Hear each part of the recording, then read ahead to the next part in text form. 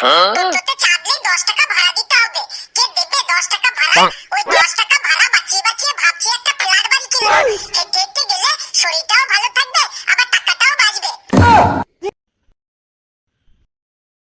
কিরে গেদু, কোথায় যাচ্ছিস? এই একটু বাজারে যাচ্ছি। কেন আবার অসময়ে বাজারে যাচ্ছিস কেন? ওই একটু বাজার করে আনি। তা তুই কি করছিস সেখানে? ওই আমিও বাজারে যাচ্ছিলাম, হেঁটে হেঁটে হাঁপিয়ে গেছি তো, তাই একটু রেস্ট নিচ্ছি। জানিস তো বন্ধু, বাজারে না গেলে আমার একটুও ভালোই লাগে না। বাঁচবো আর কদিন, মরবো যখন একটু খেয়েই মরি। আমারও সেই একই কথা। কিছু কিছু মানুষ আছে তারা এত কিপটে যে বছরে কোনোদিন বাজারই করে না। আমি কিন্তু অত কিপটে নই। আমি মাসে অন্তত একবার বাজার করবই করব, তাতে যা হয় হবে। তুই ঠিকই বলেছিস। অনেক মানুষ আছে যারা বছরে একদিনও মাছ মাংস কিনে খায় না, কিন্তু আমার বছরে 3-4 বার মাছ মাংস লাগবেই লাগবে, কারণ বাঁচবো আর কদিন, খেয়েই মরবো। তুই বছরে 3-4 বার মাংস খাস? বাহ, আমার আবার অত হয় না। আমার মোটামুটি বছরে 2 বার মাংস চাই। কারণ মাংস না খেলে আমার ভালোই লাগে না। আজকে তাহলে কি আনবি বাজার থেকে? আজকে দেখছি, ভাবছি 50 গ্রাম পুঁটি মাছ কিনবো। 50 গ্রাম পুঁটি মাছ? অত পুঁটি মাছ দিয়ে কি করবি তুই? বাড়িতে কোনো লোক এসেছে নিশ্চয়ই। তুই ঠিকই ধরেছিস, বাড়িতে আজ আমার শালা আর শালার বউ এসেছে। তাই আমার বউ বললো, যাও 50 গ্রাম পুঁটি মাছ নিয়ে এসো। তোর বউ তোকে পুঁটি মাছ আনতে বললো আর তুই ড্যাং ড্যাং করে চলে এলি? কি আর করবো বল, বউকে আমি বললাম গত মাসেই তো গোটা গোটা মোরলা মাছ খেয়েছি, আজকের দিনটা না হয় ধনেপাতা বাটা দিয়ে চালিয়ে দাও। আর কথা কে শুনলে? বউ আমার কথা কিছুতেই শুনলে না। বললো, আমার ভাই এসেছে, ভাইয়ের বউ এসেছে, তুমি আজ পুঁটি মাছ আনবে, না হলে আমি বাড়িতে যুদ্ধ লাগিয়ে দেবো। তুই ঠিকই বলেছিস রে, আমার ঘরেও সেই একই অবস্থা। কাল রাতে আমার শ্বশুর শাশুড়ি এসেছে। বউ বলল, অনেকদিন ধরে মাংস খাই না, যাও 150 গ্রাম চিকেন নিয়ে এসো। তাই আমি ওই চিকেন নিতে এসেছি।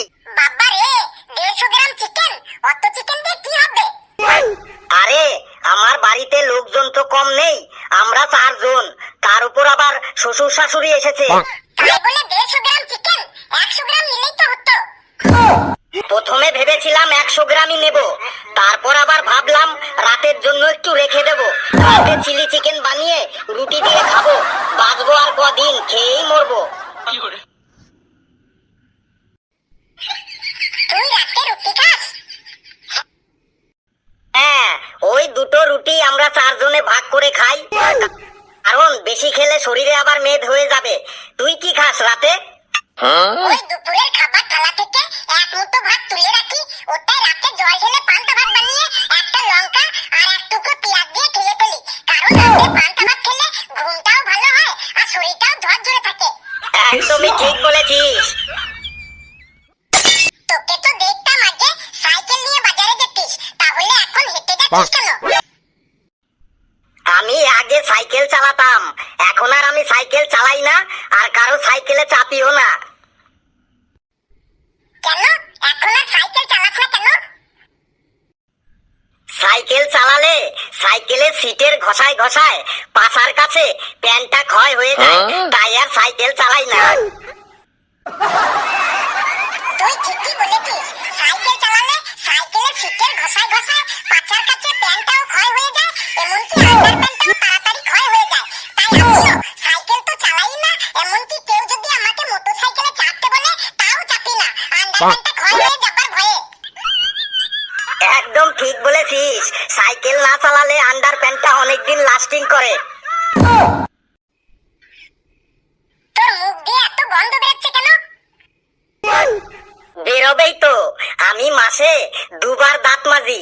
50 গ্রামের একটা কোলগেট আমার 2 বছর চলে যায়। রোজ রোজ দাঁত মাজলে কোলগেটও তাড়াতাড়ি শেষ হয়ে যায়, ব্রাশটাও তাড়াতাড়ি নষ্ট হয়ে যায়, আবার দাঁতগুলোও তাড়াতাড়ি ক্ষয় হয়ে যায়। তাই আমি দাঁত ক্ষয় হয়ে যাবার ভয়ে আমি মাসে 2 বার করে দাঁত মাজি। দাঁত থাকতে দাঁতের মর্মটা বুঝতে হবে তো নাকি? একদম ঠিকই বলেছিস, দাঁত থাকতে দাঁতের মর্মটা বুঝতে হবে তো।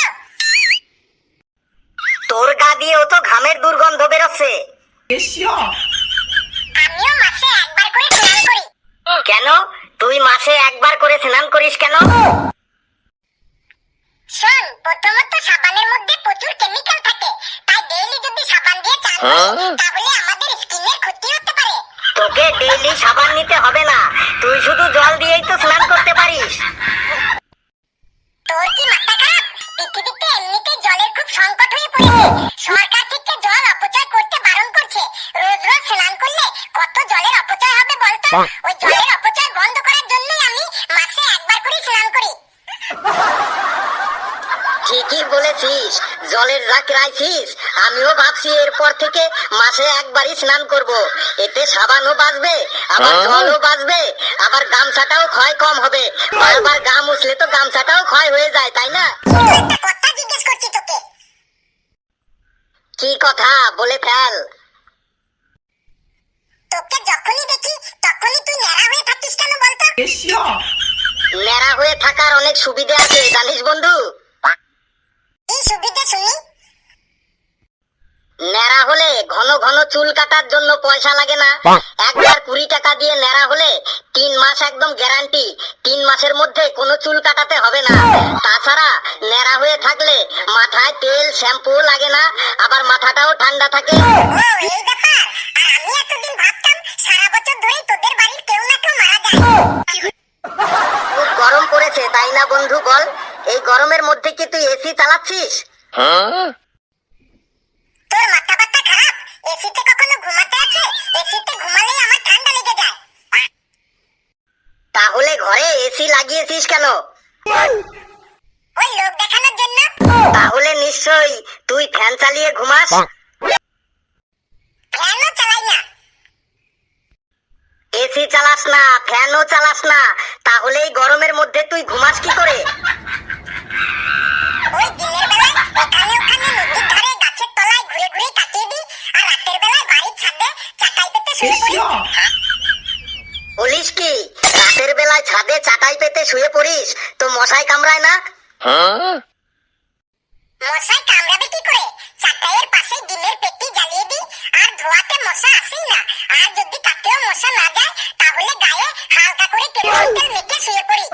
আমি তো খুব গরম পড়লে বিছানায় 1 বালতি ঠান্ডা জল ঢেলে দিই, তারপর ওই বিছানার উপর শুয়ে পড়ি, আর মনে মনে ভাবি আমি দার্জিলিং এ আছি।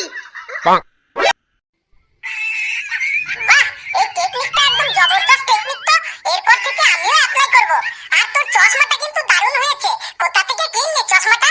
কত টাকা পড়লো? ধুর, চশমা আবার কিনতে হয় নাকি? এই চশমাটা আমি বাড়িতে নিজে নিজেই বানিয়েছি। ওই ঘরে একটা বিয়ারের বোতল ছিল, ওই বোতলটাই ভেঙে ওই কাঁচগুলো দেওয়ালে ঘষে ঘষে 4 কোনা করে একদম নিজের হাতে এই চশমাটা বানিয়েছি। একদম হোমমেড প্রোডাক্ট। বাহ বাহ বাহ বাহ বাহ, দারুণ দারুণ। চশমাটা পরে তোকে একদম গরিবের শাহরুখ খানের মতো লাগছে। তুই আইপিএল এর ক্রিকেট খেলা দেখছিস? না না, সামনেই ছেলের পরীক্ষা তো, তাই টিভিটা এখন বন্ধ থাকে। ছেলের পরীক্ষা? তার মানে তোর আবার ছেলে হলো কবে? আরে আমার ছেলের কথা বলছি না রে, ওই পাশের বাড়ির ছেলের কথা বলছি। বাড়ির ছেলের পরীক্ষা তো তোর টিভি বন্ধ থাকে কেন? আমি তো ওই পাশের বাড়ির টিভিতেই আইপিএল খেলা দেখি। আমার ভাগ্যটা খুব খারাপ জানিস তো বন্ধু, আমার নিজের টিভিতেই আইপিএল খেলা দেখতে হয়। কেন, তোর পাশের বাড়িতে কি টিভি নেই? আমার পাশের বাড়িতে টিভি আছে, কিন্তু ওরা কারেন্ট পোড়ার ভয়ে টিভি চালায় না। ওরা খুব কিপটে জানিস তো।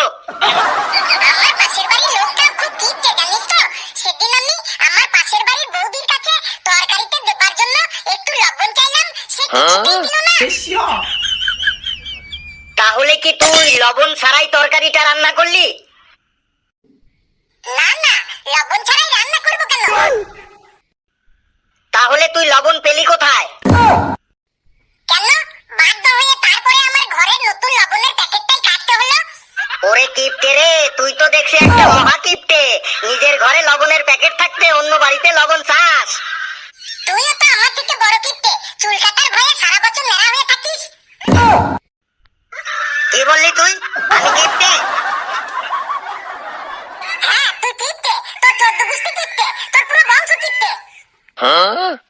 তবে রে মুখ সামলে কথা বল, না হলে কিন্তু তোকে এবার মেরে আমি একদম আমের আচার বানিয়ে দেবো। তোকে আমি মেরে একদম আমের শরবত বানিয়ে দেবো। যা ভাগ এখান থেকে। তুই ভাগ এখান থেকে। ওই দেখ পুলিশের গাড়ি আসছে, না হলে তোকে আজ আমি দেখিয়ে দিতাম কে কিপটে আর কে কিপটে না। যা যা বাড়ি যা, আর বিছানায় এক বালতি জল ঢেলে শুয়ে পড় গা। আর তুইও যা, নিজের টিভিটা বন্ধ করে পাশের বাড়িতে গিয়ে টিভি দেখ গা।